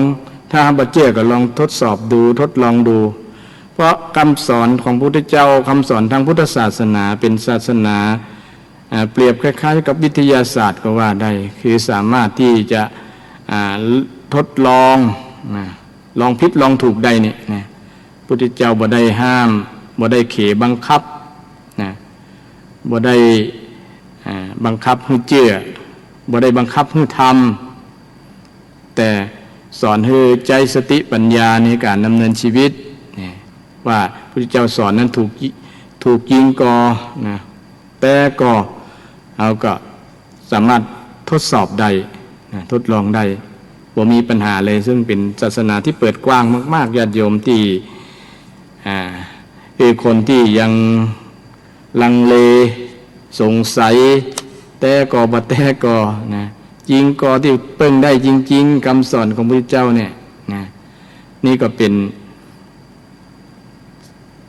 สิ่งที่พิเศษเป็นความพิเศษของพุทธศาสนาที่ท้าทายต่อการพิสูจน์ยิ่งเป็นการดีที่เราพิสูจน์ได้ก็จะได้หันผลจริงว่ามันเป็นจะอีเนาะเช่นพุทธเจ้าได้สอนให้ทำความดีทำดีพูดดีคิดดีเนี่ย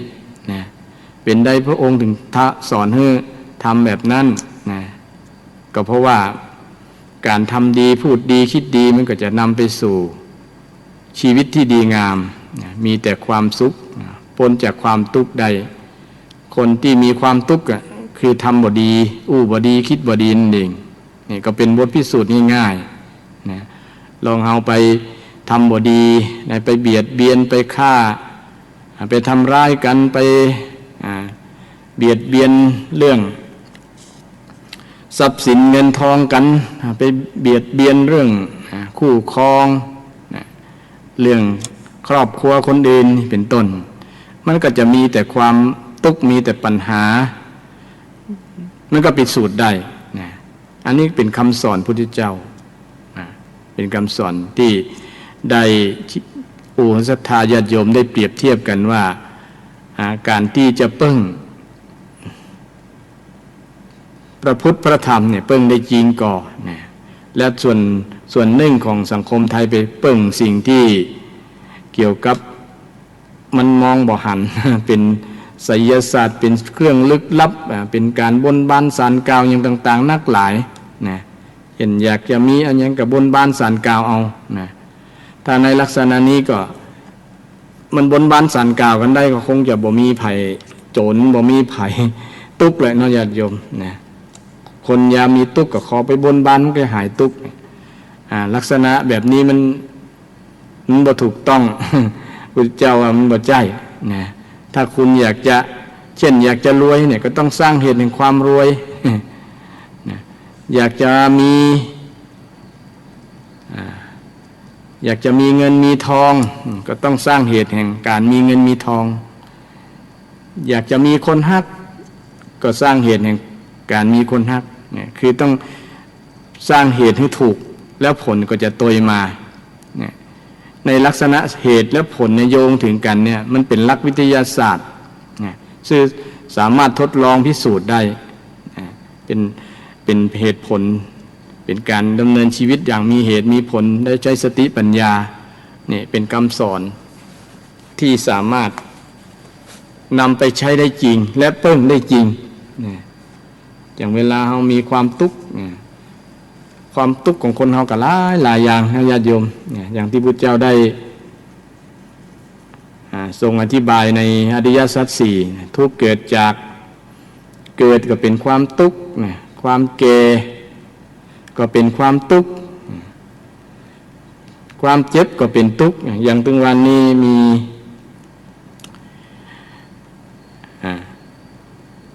คนทุกข์กับความแก่ก็ ก็มีนักนะมีกับทุกคนนะเห็นเส้นผมงอกก็เริ่มเป็นทุกข์แล้วโอ้บ่หน้างอกมาเลยบ่งาม ฟันเขี้ยวรุดไปซี่ก็เสียดายก็เป็นทุกข์นะคำว่าทุกข์นี่คือสภาวะเบญจขันธ์ของเรามันทนบ่ได้นะรูปเวทนาสัญญาสังขารมันทนสภาพเดิมบ่ได้นะทนจากสิ่งที่มันเคยมีอยู่มันเคยเป็นอยู่แล้วมันก็เปลี่ยนไปตามกาลเวลาที่พระนักเทศน์ครูบาอาจารย์บัณฑิตเพิ่นได้ว่าสูงมาเป็นต่ำดำมาเป็นขาวยาวมากับกายเป็นสั้นมั่นแล้วกับกายมาเป็นคอนหย่อนมาเป็นตึงซึ้งแล้วกับกายมาเป็นเซอะนี่สูงมาเป็นต่ำก็เบญจขันธ์รูปร่างสรีระร่างกายของคนเฮาเนี่ยตั้งช่วงที่มันเป็นละอ่อนขึ้นมาเป็นหนุ่มขึ้นมาก็ยังสูงขึ้นเรื่อยๆจนถึงที่สุดแล้วก็เริ่มต่ำลงมาสังเกตดูคนที่มีอายุ60-70ไปแล้วศรัทธาญาติโยมร่างกายสรีระร่างกายจะต่ำลงนี่มันเป็นอนิจจังเป็นอนิจจัง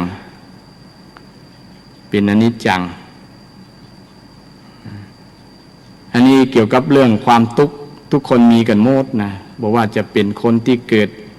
อยู่ที่ใดก็ตามเป็นคนไทยคนลาวคนฝรั่งคนจีนคนญี่ปุ่นที่ไหนของโลกก็ตกอยู่ในสภานี้หมดนะสภาพหมดแต่อาจจะเร็วนักกว่ากันก็แล้วแต่อยู่ที่ไผมันจะบริหารดูแลร่างกายให้ของตัวเก่าให้มันอยู่ทนอยู่นานเท่าที่จะนานได้เท่าที่จะเมินได้เพราะถึงจะได้ก็มันก็บ่พ้นความเปลี่ยนแปลงเป็นความจริงเป็นความจริงของสังขารร่างกายที่เจอกับทุกคนบอกแก่อย่างหนึ่งกับแก่อย่างหนึ่งแล้วนะบางคนหัวบงอกดำกับขาวแล้วนะหัวบงอกอย่างอื่นจะแก่กว่าก็ได้นะอาจจะไปงอกช่วงพุ่น60-70พุ่นก็มีแต่ก่อนดำพอมีผมแซมงาสัก40-50 ปีก็เริ่มแล้วเพิ่นว่ากับสภาพตีนี้เพิ่นห้องว่าเป็นทุกข์เช่นเดียวกันทุกข์ว่ามันคือทนสภาพอันเดิมมาได้คือสภาพที่ผมดำเนี่ยมันทนดำมาได้มันก็มาเป็นขาวนะปุ่นผมแซมงาสภาพที่ทนมาได้เพิ่นห้องว่าทุกขัง ภาษาบาลีเนาะทุแปลว่าชั่วแปลว่ายากแปลว่าชั่วก็ได้ยากก็ได้ที่แปลว่าชั่วเป็นทุจริตเนี่ยการทำประพฤติมิตรชั่วแต่ในที่นี้แปลว่ายากทุกขังแปลว่าทนยากคำว่าธาตุในความทนยากนะทนยากนะเกือบทนบ่ได้นะคือทนจนทนบ่ได้เพื่อนเอามาตุกนะถ้าทนได้มันก็คงบ่ตุกเนาะแต่ที่มันทนสภาพเดิมมาได้มันเป็นตุกแม้แต่จิตใจต่างๆก็ทนมาได้เช่นเดียวกันในส่วนของเวทนาสัญญาสังขารวิญญาณในส่วนของรูปที่ว่ามันเนี่ยดำกับขาวยาวกับสั้นมันกับค้อนย้อนกับตึงเนี่ยเป็นตุกทั้งนั้นนะรูปมาขันธ์ห้าเนี่ยเป็นตัวตุกถามว่าไผ่บ้องที่บ่มีนะก็บ่มีไผ่คัดค้านคำสอนพุทธเจ้าในเรื่องไตรลักษณ์เรื่องอนิจจังทุกขังอนัตตาเนี่ยนะมันเปลี่ยนมันเป็นตุกทุกคนเกิดมาเจอกันทุกคนนะคือสภาพที่ร่างกายมันทนต่อสภาพเดิมบ่ได้เนี่ยแม้แต่ร่างกายที่นามที่ รูปมันที่บ่มีจิตใจครองเช่นสิ่งก่อสร้างที่เฮาแปลงที่มนุษย์สร้างขึ้นมาเนี่ยมันก็ยังผุพังผุพังด้วยการเวลาด้วยลมด้วยแสงแดดด้วยธรรมชาติที่มันทำให้เปลี่ยนทำให้สภาพเดิมมันอยู่บ่ได้แล้วมันแตกสลายไปทั้ง ถึงแม้สิ่งเหล่านั้นจะเป็นคิดว่าแข็งแล้วเช่นหินเป็นต้นเนาะเล็กนี่เป็นต้นนะก็ยังสลายไปในที่สุดนี่สภาพสิ่งที่บ่มีใจคล้องก็ยังสลายบ้านจ้องหอเรือนของเราเนี่ยแปลงไปสัก10-20 ปีก็เก่าแล้วหลังคาก็ลุก็พังหัวนะก็ต้องได้ซ่อมได้แซมถามว่ามันเป็นตุ๊กเหมือนกันก็เป็นตุ๊กเหมือนกัน คือสภาวะที่มันทนสภาพเดิมบ่ได้นะสภาพที่ทนสภาพเดิมบ่ได้มันที่แรกแปลงไม่ก็ไม่สีก็ไม่อีหยังก็ไม่นะก็การเวลามันผ่านไปมันค่อยเก่าเสื่อมไปในที่สุดผุพังไปในที่สุดนี่แหละเป็นสภาวะที่ทนต่อสภาพเดิมบ่ได้อันนี้ก็เป็นคำสอนที่พระพุทธเจ้าได้สอนให้คนเฮาได้เรียนรู้ว่าชีวิตร่างกายของคนเฮาเนี่ยตกอยู่ในสภาวะเป็นอนิจจังทุกขังเป็นทุกขังและเป็นอนัตตาอนัตตานี่เป็นสภาวะที่บ่ใช่ตัวการคำว่าบ่ใช่ตัวนี้บ่ใช่ว่าบ่มีตัวนะ มันมีแต่ว่ามีในช่วงสภาวะหนึ่งก็เปลี่ยนไปเป็นตัวหนึ่งสืบต่อกันไปจะว่ามีตัวก็บ่เชิงจะว่าบ่มีก็บ่เชิงคือบ่ใช่ตัวจริงนี่ไม่ใช่ตัวนะไม่ใช่ตัวไม่ใช่ตัวมันจะมีความเชื่ออยู่ว่าอัตตาคือตัวเชื่อว่าตัวมีตัวจริงๆนี่และอนัตถิตาคือบ่มีตัวนี่แต่ทางพุทธศาสนาสอนตรงกลางว่ามันเป็นอนัตตาอะแปลว่าไม่อัตตาแปลว่าตัวแปลแล้วก็คือไม่ใช่ตัวแล้วบ่ใช่ตัวแล้วมันคือหยังนะบ่ใช่ตัวคือหยังก็คือสภาวะธรรมชาติที่มันปรุงแต่งกันขึ้นอย่างร่างกายจิตใจของเฮานี่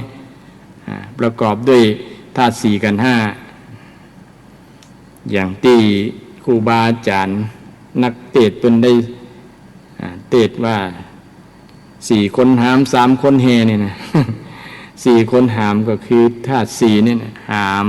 ไว้ประคับประคองไว้บ่ให้ร่างกายมันทรุดโทรมได้ง่ายนี่ถ้าธาตุใดธาตุหนึ่งนักเกินไปหรือว่าบกพร่องไปคือธาตุบ่สมดุลระหว่างธาตุดินน้ำไฟลมบ่สมดุลกันเนี่ยก็จะทำให้ร่างกายของเฮาได้รับการเปลี่ยนแปลงได้ง่ายอาจจะเจ็บเป็นเอ็นอุ่นเป็นไข้เป็นหนาวได้ง่าย นะยิ่งช่วงเปลี่ยนฤดูนะฤดูฝนฤดูหนาวเข้ามาเนี่ยก็มีผลต่อธาตุทั้งสี่ในร่างกายเฮานะธาตุเฮาก็ต้องปรับนะให้มันสมดุลในร่างกาย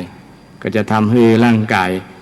มีภูมิต้านทานต่อโรคภัยไข้เจ็บต่างๆถึงกระนั้นก็ตามก็ยังบ่พ้นเรื่องความเสื่อมนะเป็นอนิจจังอยู่นะร่างกาย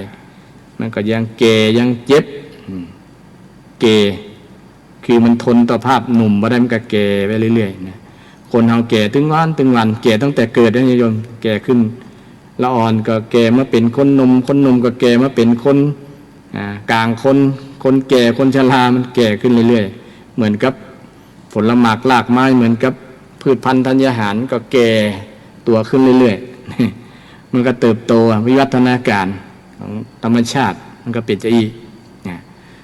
ความจริงที่พุทธเจ้าได้สอนไว้เนี่ยคือเอาหันความจริงร่างกายได้ทุกผู้ทุกนามที่เกิดบนมันในโลกมนุษย์เนี่ยในโลกใบนี้เนี่ยตกอยู่ในนี้ทั้งนั้นเนี่ยเป็นคำสอนที่เป็นอริยสัจคือความจริงอันประเสริฐความจริงอันประเสริฐที่เอาท่านทั้งหลายในฐานะเป็นชาวพุทธก็ได้เรียนรู้ว่าพระพุทธเจ้าได้สอนเรื่องอริยสัจสี่หนึ่งในนั้นก็คือทุกข์สมุทัยนิโรธมรรคเป็นภาษาบาลีมี4ข้อนะนี่กำลังอู้เรื่องความทุกข์นี่ศรัทธาญาติโยมไม่ใช่ว่าอู้เรื่องความทุกข์แล้วศรัทธาจะเป็นทุกข์นะเมื่อมีทางออกอยู่พระเจ้าได้เป็นบุคคลคนแรกในโลกที่สามารถที่จะหลุดพ้นจากความทุกข์ได้หลุดพ้นจะได้กับศรัทธาญาติโยมคงจะเคยได้ศึกษาเคยเล่าเรียนมาแล้วเนาะโดยเฉพาะหลุดพ้นโดยทางจิตใจถ้าจิตใจหมดทุกข์มันก็อย่างอื่นก็เป็นเรื่องเล็กน้อยถ้าใจนี่ที่สำคัญคือจิตใจที่จะทำให้หลุดพ้นจากความทุกข์ได้แต่ที่อูมานี้อูภาพรวมว่าความทุกข์เจอกับมันทุกคนเจอกันหมดบ่ยกเว้นชาติใดภาษาใดเหมือนกันหมดเลยคนชาติใดเกิดมาแล้วก็มีความแก่เหมือนกันมีความเจ็บเหมือนกันแล้วก็มีความตายเหมือนกันตายต้องตายเหมือนกันเกิดมาแล้วก็ต้องตายมีความเจ็บอันนี้ก็เป็นสัจธรรมให้คนได้หันได้เห็นรู้ว่าพระพุทธเจ้าได้สอนคือได้เรียนรู้ความจริงอันประเสริฐนี้ความจริงอันประเสริฐว่าเกิดมาต้องมีเจอความแก่ความเจ็บความตายพุทธเจ้าได้สอนว่าอันนี้เป็นทุกข์ความร่ำไรรำพันความพลัดพรากจากสิ่งที่เป็นที่รักอันนี้เนี่ยเป็นส่วนของจิตใจแต่ส่วนที่เป็นของด้านร่างกายเนี่ยมันหันชัดเจนหันชัดเจนมันจะส่องกระจกดูหันความแก่ของตัวเก่าส่องที่บนหัวก็ดูความแก่เห็นผมงอกส่องดูที่ปากก็หันความแก่เขี้ยวมันเปลี่ยนไปบางคนใส่ฟันปลอมเขี้ยวปลอมนี่เป็นต้นส่องดูที่เนื้อหนังก็หันอย่างเม็ดดำๆไฝฟ้าขึ้นเต็มแต่บางคนอาจจะมีก็มีน้อยๆก็อันนั้นถือว่าเป็นบุญนะที่เกิดมาแก่ยากนะแล้วเกิดมาบ่เจ็บบ่ป่วยเนี่ยก็ถือว่าเป็นโชคดีอโรคยาปรมาลาภาความบ่มีโรคเป็นลาภอันประเสริฐนะแต่ก็ยังมีอยู่แต่มันมีน้อยแทบจะบ่มีเนี่ยเป็นต้นก็ถือว่าโชคดีมีบ่หลายคนมีบ่นักโดยเฉพาะยุคปัจจุบันเนี่ยจะเจอกันนักหลายเกี่ยวกับเรื่องโรคภัยไข้เจ็บเนี่ยเจ็บเป็นเอ็นอุ่นเนี่ยเนาะเจอกันทุกคนจะหันสัจธรรมความจริงกันทุกคนเนี่ยบางคนบ่ต้องน้อยอกมองใจว่าเกิดมาแล้วว่าตัวเก่าได้บ่มีแต่โชคร้ายมีแต่อุปสรรคปัญหามีแต่อุปสรรคปัญหา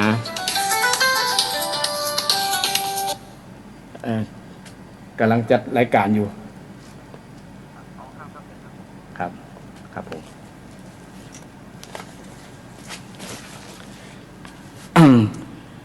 ก็ทุกคนที่เกิดมาเนี่ย ก็เจอกันทั้งนั้นญาติโยมเกี่ยวกับเรื่องความเจ็บเป็นเอ็นอุ่นเนี่ยถ้าเราพิจารณาถึงความจริงอย่างนี้เราก็อาจจะทำใจได้นะอย่างกรณีบางคนนี่บ่เคยเข้าหงยาสักเตือนเนาะสุขภาพแข็งแรงโอ้อายุผ่านมาหลายฝนหลายปีนะ40-50 ปีนะเพิ่งเข้าหงยาครั้งแรกก็ถือว่าเป็นโชคของบุคคลนั้นแหละนะแต่เมื่อเจอแล้วอาจจะทำใจลำบากเพราะว่ามันบ่เคยเจอนี่บ่เคยเจอกับตัวเก่าเคยหันแต่คนอื่นแต่เมื่อเจอแล้วบางครั้งก็ทำใจเฮาเป็นอย่างมาตกที่เฮาเป็นต้นนะเลยทำใจลำบากบางคนร่างกายทรุดโทรมจิตใจก็เสียไปตกไปก็มีนะแทนที่จะเข้าใจธรรมชาตินะทำใจได้ก็ทำใจลำบากก็เป็นทุกข์คูณ2เนี่ยทุกข์กายยังพอก็ทุกข์ใจตัวเนี่ยนะแต่ในหลักทางพุทธศาสนาพุทธเจ้าให้แยกกันนะระหว่างความทุกข์กายทุกข์ใจนะการทุกข์ใจนี่มันปฏิเสธกันบ่ได้สักคนละนะเป็นพระอรหันต์เป็นพุทธเจ้าก็ผ่านด่านนี้บ่ได้นะมันก็ตกอยู่ในสภาวะเป็นอนิจจังทุกขังกันหมดนะแต่ในด้านสภาวะจิตใจเนี่ยมันสามารถที่จะพัฒนาให้หลุดพ้นจากความทุกข์ได้นะหลุดพ้นจากความทุกข์ได้นะโดยเฉพาะสั่งสมบารมีทำคุณงามความดีนะโดยเฉพาะเรื่องเกี่ยวกับเอาธรรมะมาเปิ้งเนี่ยนะเอาธรรมะมาใจนะการเอานำธรรมะมาใจก็เป็นที่พึ่งทางจิตทางใจก็สบายใจถึงแม้จะเป็นโรคเป็นภัยก็สามารถมีความสุขได้ยิ้มได้นะเป็นที่พึ่งกับลูกกับหลานได้คือ สิ่งที่ดีๆนะความคิดที่ดีๆก็มีโยมบางคนเนี่ยเป็นโรคมะเร็งนะโยมนะแต่ใจนี่สู้นะแล้วก็มีความคิดว่ามะเร็งเนี่ยมันกลัวความสุข นะกว่าใจที่เข้มแข็งใจคนที่เข้มแข็ง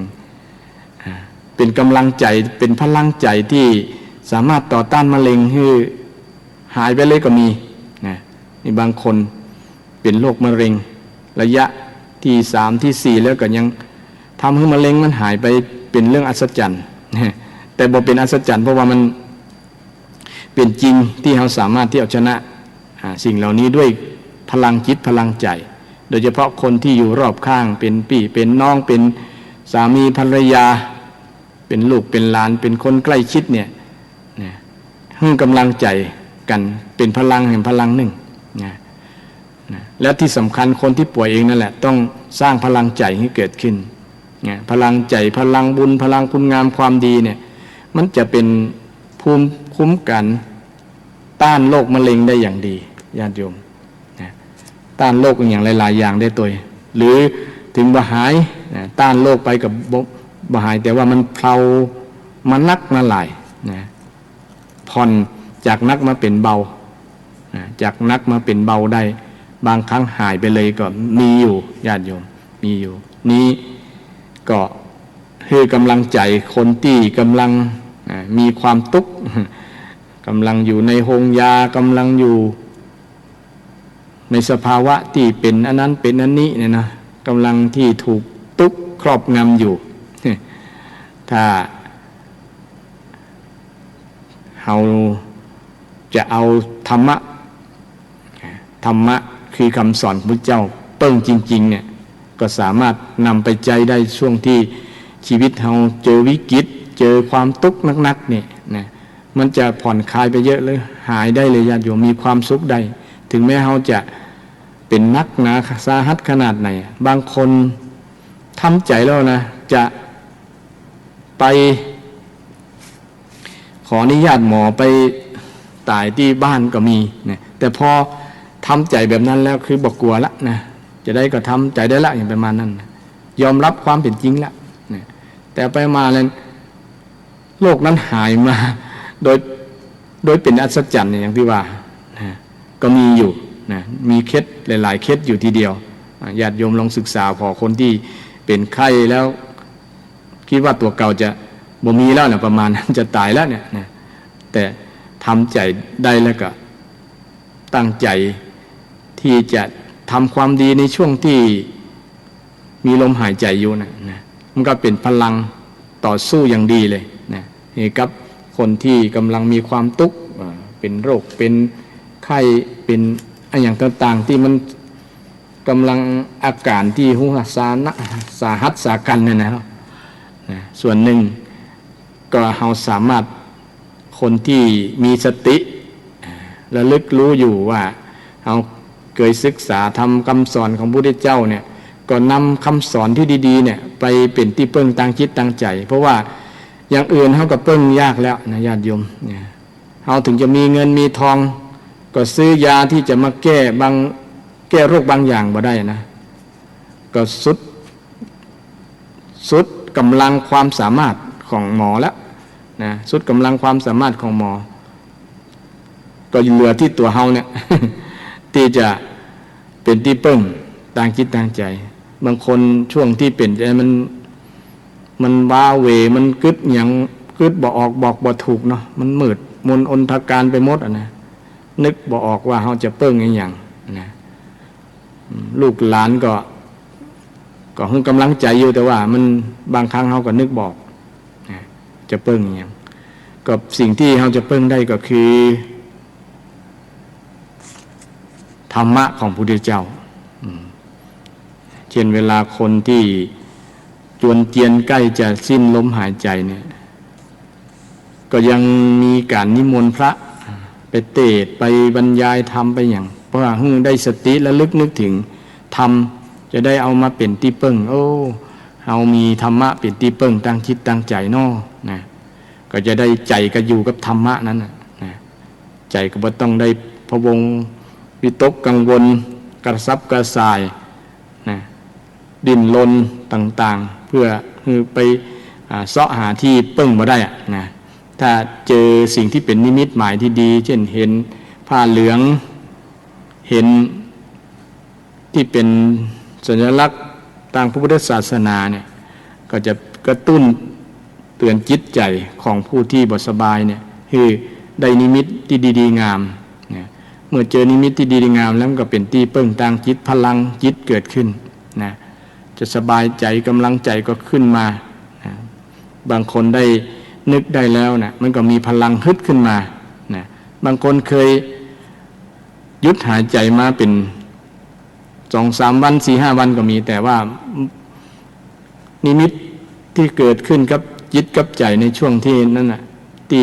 หยุดลมหายใจแล้วก็ฟื้นขึ้นมาได้นะเป็นพลังอย่างหนึ่งนะก็มาอยู่ยาวก็มีหลายเคสหลายตัวอย่างหลายกรณีทีเดียวนะจินเขาว่าคนตายคืนเนี่ยนะอันนี้ก็เป็นส่วนหนึ่งที่เฮามาศึกษาและนำมาใช้ได้จริงเป็นที่พึ่งจริงๆนี่เป็นที่พึ่งจนถึงวาระสุดท้ายธรรมะคำสอนของพระเจ้านะบ่ต้องกล่าวไปใหญ่ถึงชีวิตที่เข้มแข็งแข็งแรงร่างกายสุขภาพแข็งแรงเนี่ยก็ยิ่ง ต้องใช้ธรรมะฝึกคือมันเกยอยู่กับคุณงามความดีพระธรรมคำสอนของพระสัมมาสัมพุทธเจ้าก็ช่วยได้นะอันนี้ให้ศรัทธาญาติโยมได้ฟังกันว่าธรรมะของพระพุทธเจ้าเนี่ย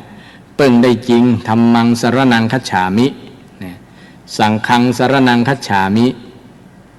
พระสงฆ์ก็คือลูกศิษย์ของพระพุทธเจ้าเป็นพุทธบุตรประพฤติดีประพฤติชอบตามคำสอนที่พระเจ้าได้สอนไว้ก็เป็นห้องบุคคลตัวอย่างบุคคลต้นแบบแต่เรามีบุคคลต้นแบบคือพระพุทธเจ้าเนี่ยพระองค์ได้พ้นจากทุกข์เป็นได้ถึงทุกข์ตัวขนาดพระพุทธเจ้าเป็นลูกเจ้าฟ้ามหากษัตริย์แต่ก็ยังมีทุกข์กับญาติโยมนะมีพร้อมหมดเนาะนะมี พระราชวังปราสาท3 ฤดูฤดูร้อนฤดูหนาวเหมือนกับอยู่ในห้องแอร์ก็ได้ยามร้อนในห้องแอร์เนี่ยเป็นต้นเนาะลักษณะนั้นนะจะอยู่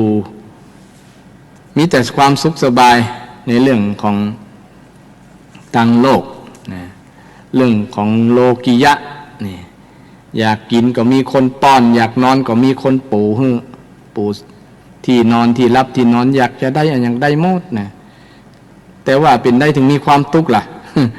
ก็เพราะว่าพระองค์ได้หันเทวทูตทั้ง4นะก็ได้เกิดความสงสัยในพระทัยของพระองค์เจ้าชายสิทธัตถะ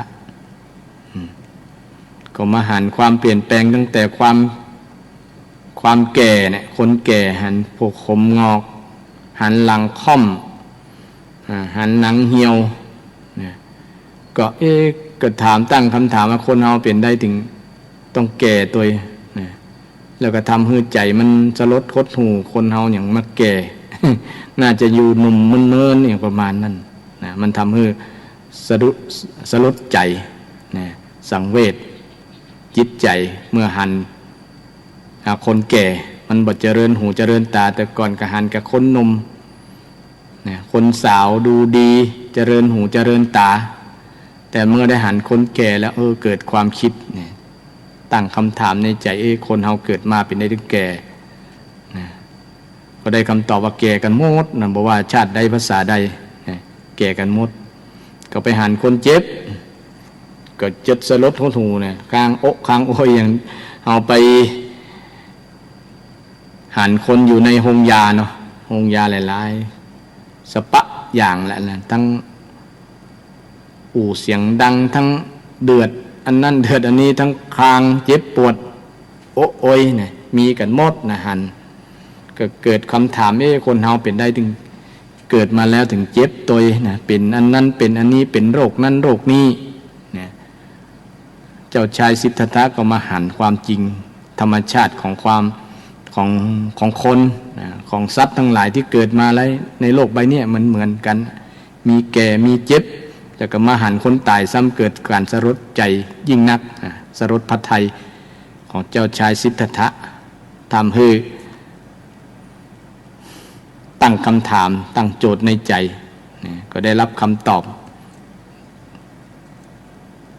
ว่าคนเราเกิดมาก็มีแก่มีเจ็บมีตายเป็นที่สุดเกิดมาแล้วก็ต้องตายกันแล้วก็มาหันสิ่งที่มาเจริญหูเทวทูตที่4คือสมณพราหมณ์ที่นั่งสงบอาการสงบเรียบร้อยนะด้วยอาการสงบนิ่งบ่เคลื่อนไหวมีรู้สึกว่ามีรัศมีมีออร่าเปล่งออกมาที่สมณะท่านเหล่านั้นที่มีกายวาจาอันสงบมีใจอันสงบรู้สึกว่าจะมีความทุกข์เหลือเกินนะก็ไปถามก็ได้คำตอบว่าการปฏิบัติบำเพ็ญเพียรทางจิตใจเป็นทางออกที่จะไปให้รู้พ้นจากความทุกข์รู้พ้นจากความทุกข์ก็เป็นเหตุทำให้พระองค์เปิงใจพอใจที่จะออกบวชออกผนวดก็เลยลามเหสีภาษาชาวบ้านลาลูกลาเมียออกบวชบางแห่งเรียกว่าหนีบวชคำว่าหนีนี่ก็คือหนีจากความเป็นฆราวาสบ่ใช่ละทิ้งหน้าที่ของความเป็นสามีนะบ่ใช่ละหน้าที่ของความเป็นพ่อแต่จะละความเป็นฆราวาสละความเป็นพระมหากษัตริย์สักวางประมาณนั้นที่จะหาวิธีที่จะแก้ทุกข์แก้ตายให้ได้แก้เจ็บให้ได้เป็นใดคนเราถึงเกิดมาแล้วต้องแก่ต้องเจ็บต้องตายพระองค์ก็ได้ช่อง ที่จะไปหาวิธีแก้ในที่สุดพระองค์ก็ได้วิธีที่จะแก้ปัญหาเรื่องความแก่ความเจ็บความตายตลอดถึงความเกิดซึ่งพระองค์ก็ได้ค้นพบวิธีนั้นก็คือทำให้หลุดพ้นจากความทุกข์โดยวิธีมรรควิธีที่พุทธเจ้าได้ตรัสรู้อริยสัจสี่ที่ศรัทธาญาติโยมคุ้นหูกันเป็นประจำว่าทุกข์สมุทัยนิโรธมรรคโดยเฉพาะมรรคมีองค์8เป็นวิธีเป็นธรรมะเป็นข้อปฏิบัติที่ให้หลุดพ้นจากความทุกข์ได้บอกว่าคนจะนับถือศาสนาใดก็แล้วแต่สามารถนำธรรมะมรรคมีองค์8เนี่ยไปใจได้ก็แรกที่ว่าสัมมาทิฏฐิมีความเห็นชอบหรือเข้าใจถูกต้องนี่นะเป็นอันดับแรกคนเราต้องมีความเข้าใจที่ถูกต้องก่อนถึงจะแก้ปัญหาทุกข์ได้อย่างพระองค์ได้เข้าใจว่าที่จะหลุดพ้นจากทุกข์ต้องบำเพ็ญเพียรต้องไปออกบวชออกบวชแต่ความเข้าใจถูกต้องในอริยสัจสี่นี้พระอัฏฐกถาจารย์และผู้รู้อธิบายไว้คือการเห็นชอบเห็นถูกเรื่องการกระทำเรื่องกรรมภาษาพระพุทธองเรื่องกรรมก็คือเรื่องการกระทำนั่นเองการกระทำแบ่งออกเป็น3ทางคือทำทางกายทางวาจาทางใจใจก็เป็นการกระทำอย่างหนึ่งกรรมก็เป็นการกระทำอย่างหนึ่งกายก็เป็นการกระทำอย่างหนึ่งการกระทำมี3ทางต้องเข้าใจเรื่องการกระทำก่อนว่าทำแล้วมีผลเพราะว่าความเชื่อของบุคคลบางลัทธิบางเจ้าก็ว่าการกระทำบ่มีผลทำไปแล้วก็สักว่าทำน่ะบ่มีผลอย่างประมาณนั้นอันนี้เข้าใจแบบนี้ก็จะเป็นมิจฉาทิฏฐิไปเงี้ยเข้าใจผิดไปเงี้ยเพราะพฤติกรรมของคนเนี่ยมันมีผลนี่ก็สามารถพิสูจน์ได้เช่นกันว่าคำสอนพระเจ้ามันจริงก่อเนี่ยที่เราอย่างกรณีพฤติกรรมการกระทำของเราเนี่ยถ้าเข้าใจว่า การกระทำมีผลเนี่ยเขาจะพิสูจน์ได้ก่อเนี่ยก็พิสูจน์ได้ง่ายด้วยตัวของเราเองเช่นการกระทำทางกายเนี่ยคนที่แย้งว่ามันบ่มีผลเนี่ยอันนี้จะหันชัดเจนเลย เช่นเราไปเอามือจับอาวุธอย่างก็ตามไปทำร้ายของอื่นผลต่อมาก็คือคนนั้นก็สูญเสียชีวิตแล้วผลที่ได้จริงๆกับคนที่ทำเนี่ยมันส่งมาถึงใจเพราะใจของผู้ที่จะลงมือประหัตประหารหรือว่าทำชีวิตให้คนอื่นได้ตกล่วงไปเนี่ยมันเป็นจิตใจที่โหดร้ายทารุณจิตใจที่ขาดหิริโอตตัปปะขาดมนุษยธรรมเป็นจิตใจที่แข็งหยาบกระด้างกักขะมันเป็นลักษณะนั้นทีนี้ผลของที่จะตวยมามันก็จะคนที่เป็นญาติของผู้ที่เสียชีวิตไปเนี่ยมันก็จะจองล้างจองเวรจองกรรมกันถ้าเป็นคนที่มีลูกก็จะจองเวรกันมันฆ่าพ่อเฮาแล้วเนี่ยเฮาจะไปฆ่ามันตอบหรือเฮาจะไปเอาคืนประมาณนั้นทุกคนในโลกที่เกิดมานี่มันเป็นอย่างนั้นนะถ้าเจอประสบปัญหากับการพลัดพรากที่ถูกพลัดพรากด้วยการกระทบกระทั่งการฆ่ากันทำร้ายร่างกายกันมันก็จะก่อเวรก่อกรรมก่อเวรก่อกรรมผลมันก็หันชัดขึ้นยิ่งในสังคมปัจจุบันนี่ญาติโยมสังคมปัจจุบันถ้ามีการฆ่ามันผลกระทบต่อด้านจิตใจนี่มันมากทีเดียวอย่างกรณีทาง จังหวัดชายแดนภาคใต้นี่เนาะญาติโยมเนี่ยมีการฆ่าระเบิด เกี่ยวกับความบ่สงบเรียบร้อยเนี่ยเกิดขึ้นบ่อยมีการตายบ่อยเนี่ยคนได้รับทราบข่าวยิ่งเป็นการฆ่าทรมานฆ่าแบบดูแล้วน่ากลัวนะดูแล้วเกิดความสังเวชทำให้การ ข่าวนั้นได้ผลกระทบกับคนที่ได้เห็นข่าวนี่มันเป็นผลแม้บุคคลนั้นก็ไม่ได้ทำเองก็ยังเป็นผลกับผลต่อจิตใจของบุคคลที่ได้รับทราบข่าวนั้นนะแล้วก็เป็นผลโดยตรงของคนที่ลงมือทำเนี่ยมันก็สั่งสมบาปกรรมเรื่อยๆมันก็ในที่สุดก็ถูกคนฆ่าตอบเนี่ยก็เป็นลักษณะนั้นนะอันนี้เป็นผลต่อการสร้างเหตุที่ผิดที่มีความเชื่อว่ามันบ่มีผลอย่างทำชั่วก็ตามทำบาปก็ตามทำบุญก็ตามบ่มีผลเนี่ยซึ่งหลักคำสอนพุทธเจ้านี่สามารถพิสูจน์ได้ถ้าคุณบ่เชื่อในหลักเรื่องที่ว่าสัมมาทิฏฐิความเห็นชอบเห็นว่าทำบาปก็ได้บาปทำบุญก็ได้บุญนี่พ่อมีคุณพ่อแม่มีบุญคุณเชื่อเรื่องโลกหน้ามีเรื่องสวรรค์มีนรกมีความเชื่อความเห็นแบบเนี้ยเป็นความเชื่อที่เป็นสัมมาทิฏฐิแต่คนเชื่อนอกนั้นก็จะไปสู่มิจฉาทิฏฐิพุทธเจ้าเชื่อไม่ใช่ให้เชื่อนะสอนเรื่องเชื่อลักษณะเนี่ยมันเป็นการพิสูจน์ได้เลยไม่ใช่ว่าบังคับให้เชื่อคนทำบาปก็ได้บาปทำบุญก็ได้บุญเนี่ยทำความชั่วฆ่าเปิ้นก็ได้บาปดังจิตใจติดตัวคราวเลือดก็ติดมือคนไปลักขโมยคราวโลกคราว อย่างไรต่างๆที่มันติดไม้ติดมือไปตัวเนี่ยสกปรกคนในชีวิตที่เป็นคนที่มิจฉาทิฏฐิไปทำบาปทำกรรมเนี่ยนะมันเป็นผลกระทบนะ